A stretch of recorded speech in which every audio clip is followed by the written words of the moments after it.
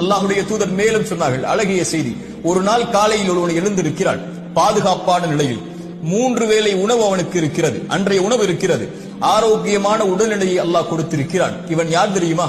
3 வேளை உணவு, ஆரோக்கியம், பாதுகாப்பு, இந்த 3ம் ஒருவனுக்கு கொடுக்கப்பட்டால், அவன் அதை கொண்டு திருப்தி அடைந்து விட்டால் ஒட்டுமொத்த உலகமும் அவனுக்கு கிடைத்ததை போல் என்று அல்லாஹ்வுடைய தூதர் ஸல்லல்லாஹு அலைஹி வஸல்லம் அவர்கள் சொல்கிறார்கள்.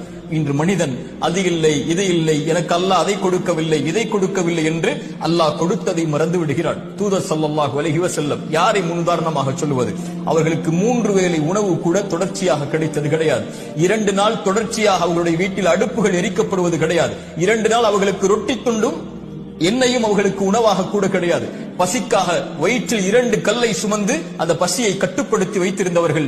அல்லாஹ்வுடைய தூதர் ஸல்லல்லாஹு அலைஹி வஸல்லம் உடைய வாழ்க்கை இப்படி வறுமையிலும் ஏழ்மையிலும் பசியிலும் இருந்தாலும் இரவு ஆனால் சொல்லுவார்கள், யா அல்லாஹ்